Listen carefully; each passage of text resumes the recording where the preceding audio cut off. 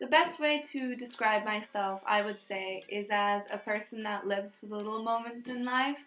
My art practice mainly focuses on heavy topics and topics that are very realistic and harmful in today's times. So, enjoying these little moments is what keeps me sane. I knew when planning this artist talk I wanted to include some videos of just what happiness is to me and what my life is like, just so you can get a picture of how I live and what type of person I am. During my travels and my family, both of these have impacted my life and my art actually an insane amount, and I can't imagine having a different life than what I have now. As I said, my practice normally requires very heavy thinking and really argumentative conversations. So, visiting galleries or looking at nature or taking walks or going swimming are all things that I do to clear my mind and to clear the negativity that is in today's world.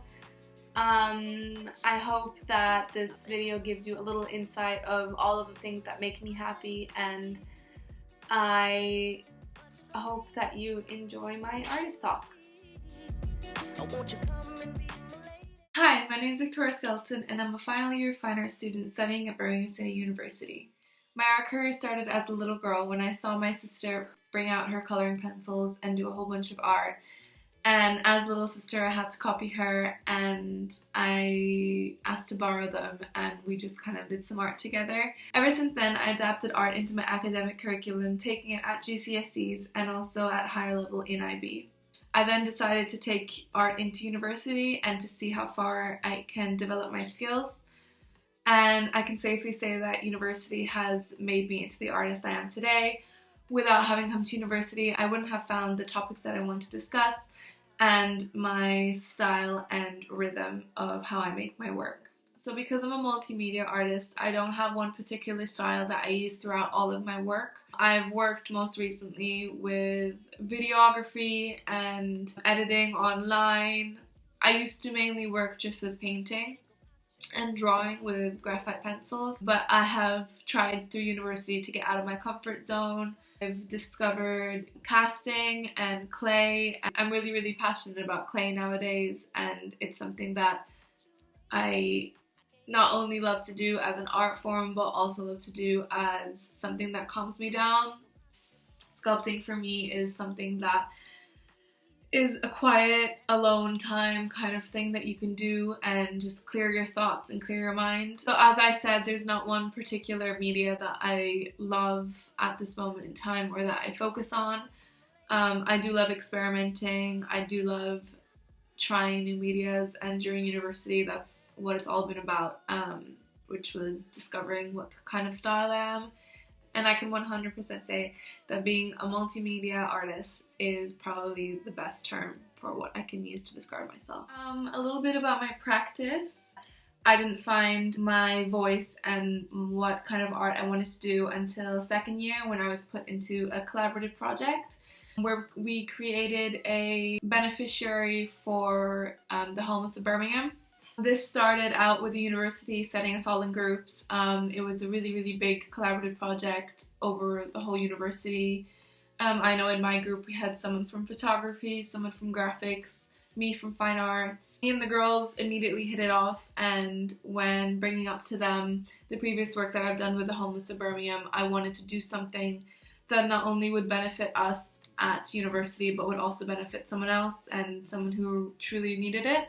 So after bringing that idea up with them, they all agreed. I then started talking to them about fast fashion and how harmful that is, not only for the environment, but also for the homeless community everywhere. A lot of these industries produce mass clothing, and when they don't get sold, they normally end up burning them or disposing of them in some sort of way, when they can be used by people who are on the streets or could actually really use like a t-shirt or even a coat.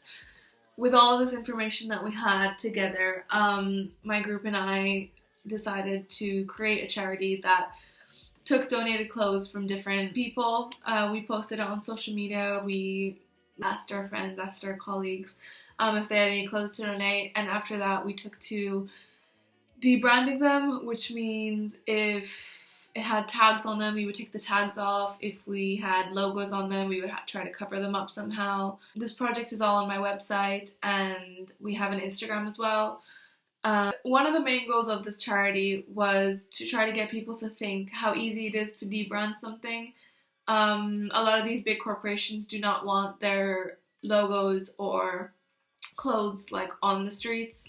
Thinking into the future, it really makes you think that if there was a proper company doing this with a proper investment and proper timing, then this could actually be a big corporation taking clothes from fast fashion industries and debranding them and handing them out to the people who really need them.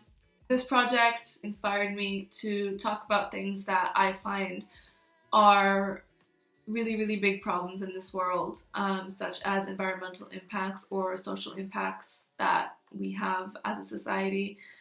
After the Homeless Project, I decided that year, second year, to then discuss the environmental issues. It started off by me talking about how we as humans impact the environment. By this time, coronavirus had started and I had to look at it from a different sort of perspective.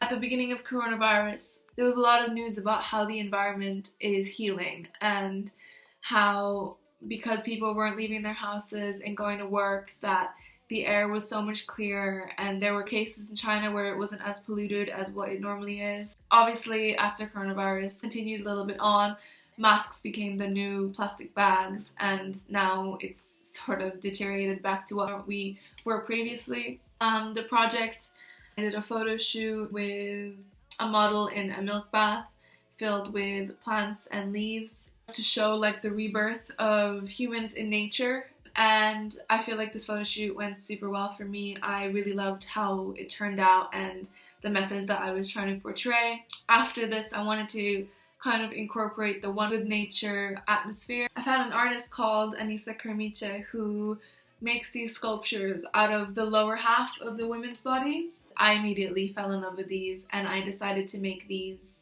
plant vases out of them, just to kind of link humans with nature and to show that instead of harming it, we could be growing it and bringing it to life. In third year, I came to the conclusion that discussing topics that I am really passionate about is something that I should be bringing into my art to not only educate people, but to educate myself.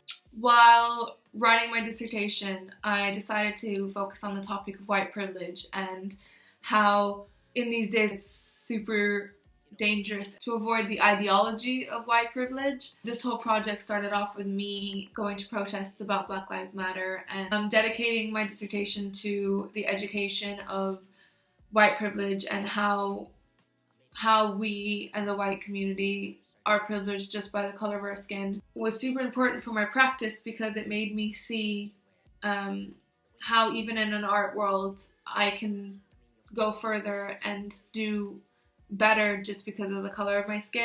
By making a video similar to this one, I decided to incorporate all of my friends around me, Black or mixed race, Asian, who are talking about how white privilege is detrimental to them. I decided to be the face of the people talking in this video. A lot of my friends weren't comfortable with being on camera, and I kind of wanted to show the message of if a white person is talking, no matter the story or what she's talking about, it's more likely that people will listen versus when a Black person is talking. The title of this video was Will You Listen Now? So I feel like that brings a lot to the message that I was trying to bring. Overall, this was probably one of my most proudest pieces of work, and I would have not changed anything about it for anything. After my dissertation and the topic of white privilege, I decided to also look into another prominent conversation which has been brought up a lot recently, which is about the protection of women and feminism. Feminism has always been a reoccurring topic throughout all of my practices, and mainly focusing on women's protection for this one was something of huge importance to me.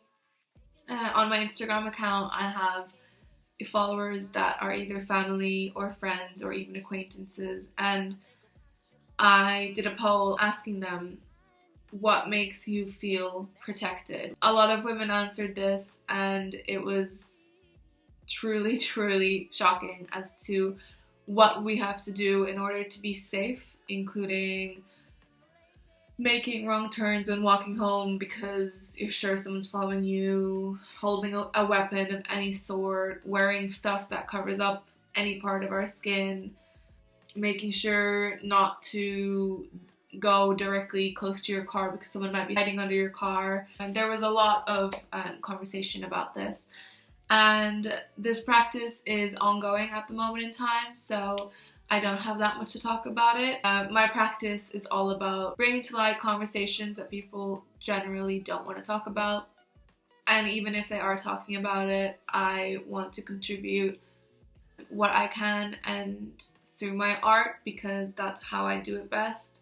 I have been really proud of my work recently, and I will continue to work on topics that are of importance. I'm not finished with any of the topics that I've started. I still have so much work to do.